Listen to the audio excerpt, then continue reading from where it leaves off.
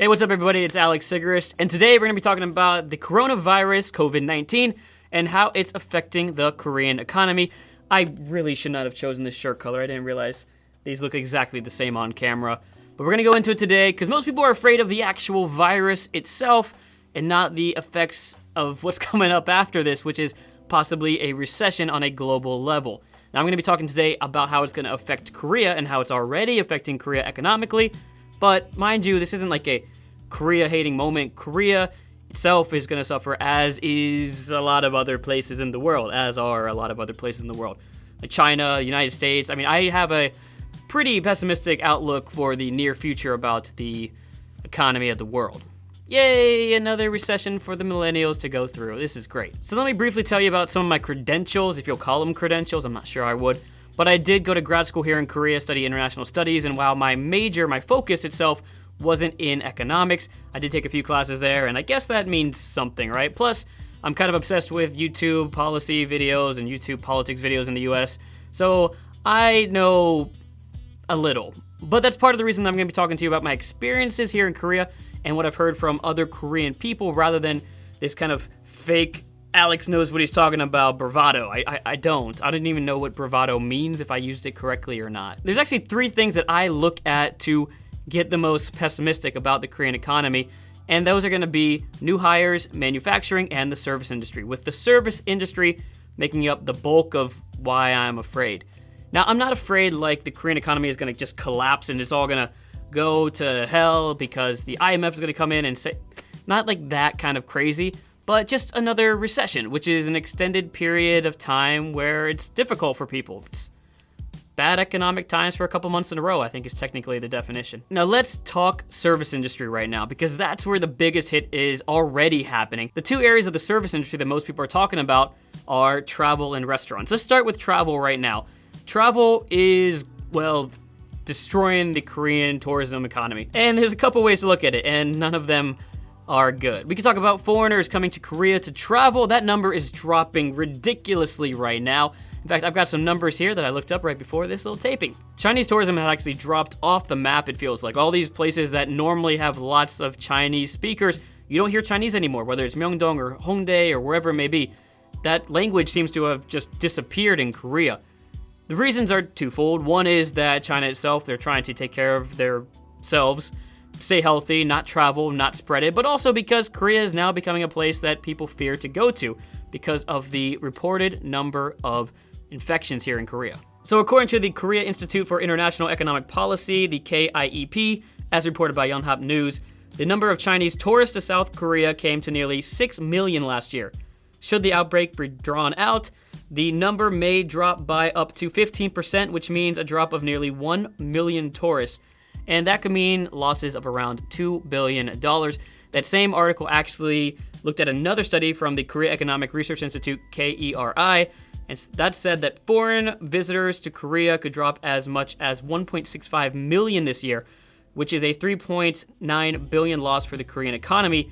What's crazy about that one, though, is that article came out on February 12th, which was 6 days before the Sincheonji cult case patient number 31. Is that what they call it? Patient number 31? Yeah, patient 31.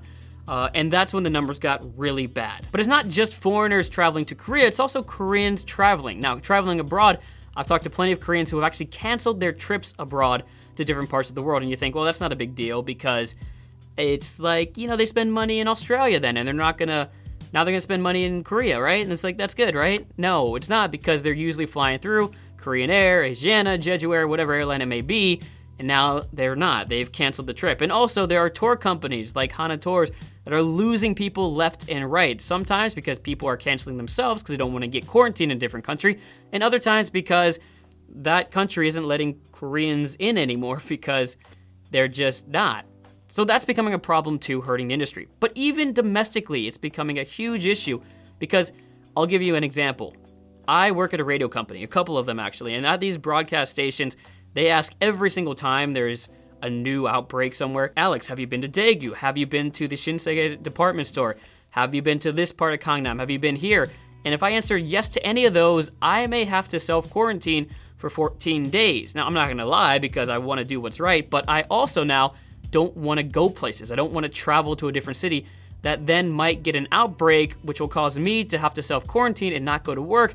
I'm a freelancer. I get paid when I go. I don't have a salary that just comes naturally. So many people are like me and not wanting to go to different parts of Korea in fears that maybe that place will become subject to the next round of self-quarantines and you can't go to work. Why are they doing that, by the way? Because if one person from our broadcasting station gets sick from the coronavirus, the entire station has to shut down and just do reruns the entire time. That's crazy, but that's why they're taking so many precautions. I would like to point out that internationally, these draconian measures of stopping Koreans and Chinese people at the border are a little bit too much in that they incite a lot of fear. Obviously, if they're from Wuhan, maybe, I guess there's some reason to do that.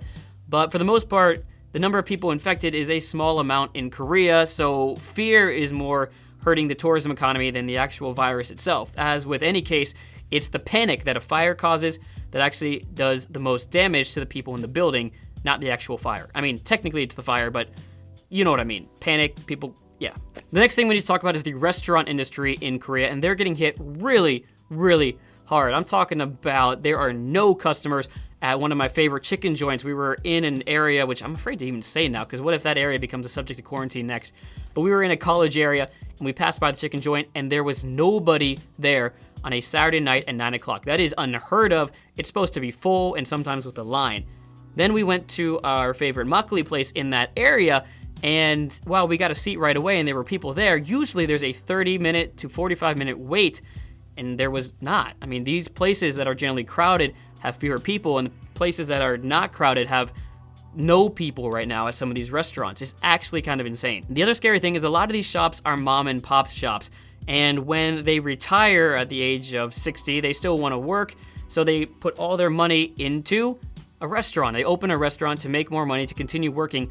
But two problems here. Number one, restaurants generally have a high rate of failure. And number two, now nobody's going, and they really can't maintain the restaurants for a couple of months. That is a lot of money to pay rent, and even though there are some buildings that are minimizing the rent, you still have to pay for, well, whatever's left of the rent, plus the people who work for you, and the supplies. So you're still losing money. In fact, I read one Korean article. The title of it was something like, "It is better to shut down than to keep going right now." Because that person who was quoted was losing so much money that you would rather just be zero, not lose any money, just give up the business. Even Koreatown in LA got hit hard by this when there's a rumor going around that a flight attendant went to a couple of different restaurants in the area and then nobody went to those restaurants, even though that rumor turned out to be false. I also talked with an executive of a restaurant company here in Korea who told me that he expects a high percentage of restaurants to fail if this virus keeps going on. So keep these people in your thoughts and prayers, and maybe go and eat at their restaurants, I guess. I mean, I know you should be safe and stay inside, but we also want to keep the economy going. It's really a difficult balance that we're trying to do here. But that's just the tip of the iceberg. I was driving through Hongdae last night, and, well, okay, a taxi guy was driving me through, and we passed a line of cars that was a kilometer long from Hongdae Station almost all the way to Hapjeong Station. Normally on a Saturday night, there are no taxis available, but these taxis were just sitting there with no customers, with nowhere to go, nothing to do, and they're getting hit by it as well. Teachers, especially Hagwon teachers, which are the after-school private academies here in Korea, they're getting hit because if the government tells them to shut down the school, they don't necessarily have to pay their teachers. When they're not working, they're not making money, and because the government forced them to shut down, they don't have to keep paying them. Now that's terrible, not only because the Hagwon is probably losing money, but also because the teachers now aren't getting paid as well, and they might actually also be middle class. I'm guessing that's probably the level that it is. Middle class or just out of college. Either way, that's more money that's not going into the economy, and a lot of middle class people and probably poorer people are really feeling the pressure right now to save money because it's not looking good. Another part of the education sector is universities, and universities are not having classes. In fact, a lot of them have canceled classes for at least the first month of the next semester, which starts now. Right, March. Okay, so it started now. My cousin actually came here from the United States. His university said, you need to come back home right now because of the coronavirus. So again, that's more money that he's not going to be putting into the Korean economy. That's causing more suffering for the people in that area. I mean, what do you do? And while those factors alone in the service industry are wreaking havoc on the Korean economy, we haven't even looked at the next topic, which is manufacturing, and that is where a big problem is happening. Korean chaebols make a lot of money for the Korean people and the Korean government. What do I mean by that? Well, first of all, Korean chaebol is a large conglomerate that's usually run by a family here in Korea, but they're making money for the government. Like, for example, Samsung. 12% of corporate tax revenue from the government is actually from Samsung. I mean, that is how important they are to the government's budget. And of course, they also employ a huge amount of people who have payroll taxes, and they get money and they put it back into the economy. I mean, these are essential institutions in Korea, and they're starting to shut down. Okay, well, the entire company isn't shutting down, but as an example, according to the Financial Times article published February 27th, though Samsung's operations have so far been mostly resilient, over the weekend, the company was forced to pause production at its Gumi plant after a single worker tested positive for the virus. It has since placed a further 1,500 workers from the plant under quarantine at home for 2 weeks. Not only are you not making products, this is actually kind of wow. But there is a little bit of good news here in the manufacturing sector, is that many Korean companies have actually insulated themselves from this problem in China. Chinese parts are used to create Korean products. And because of that, a lot of companies aren't able to make those products when the Chinese factories have shut down.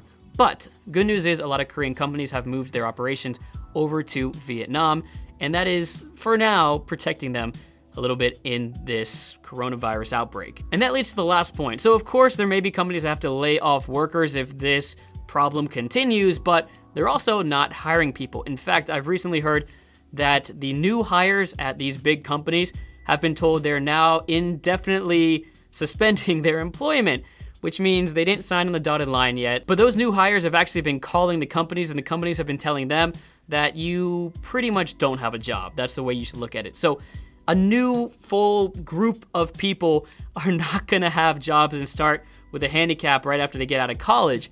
And that's a big deal because it reminds me of 2008, 2009. I graduated university in the United States in 2009, right about the time when that housing crisis really kicked off and set up the Great Recession.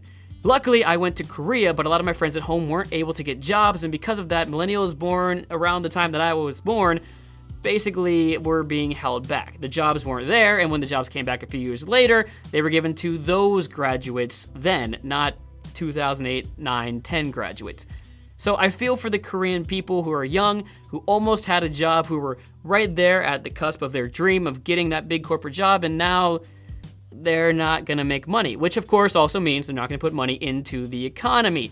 So there's another thing that might lead to another long, drawn-out recession. There are so many other things to talk about that we didn't even touch on. For example, the housing bubble. Hopefully that doesn't burst right now, because that would be pretty bad. I'm pessimistic on the housing bubble, although I think it might not be for a couple of years. Hopefully that bubble, the exorbitant prices in Seoul and Gangnam bursts. We'll see about that, but still, cross your fingers, hope the Korean economy does make it through this. I'm not a financial expert, but I do think that this is not just gonna be a blip on the radar for Korea or for other countries around the world. So the next question is, how are we gonna get through it? One of the ways we can really help this out is to not overreact. And I'm talking about not only just the mainstream media outlets that are saying this is the worst thing that could happen to the world, but also people. And when we call for groups of people to be banned or to be blocked from entry into a country, we actually cause more harm than good. We've been talking a lot about xenophobia that comes from that, but actually it also encourages illegal movement into other countries, and that's when the coronavirus actually goes in unchecked. It's better to have them maybe go through a border and get screened at the entrance than it is for them to sneak in one way or another and then bring the virus to whatever country you are from. That's just one thought, but also, if we continue to spread fear, especially fear of Korea and Korean things, that's gonna hurt the economy even more, and that's just something that we don't wanna do. The next thing I do wanna say, if there is gonna be a recession, one thing that we should all do is try to insulate ourselves financially from the situation. Cash is king, having cash on hand. If you think a recession is coming soon, you probably shouldn't make that massive purchase, take out a really big loan right now, because you never know when your job might go away.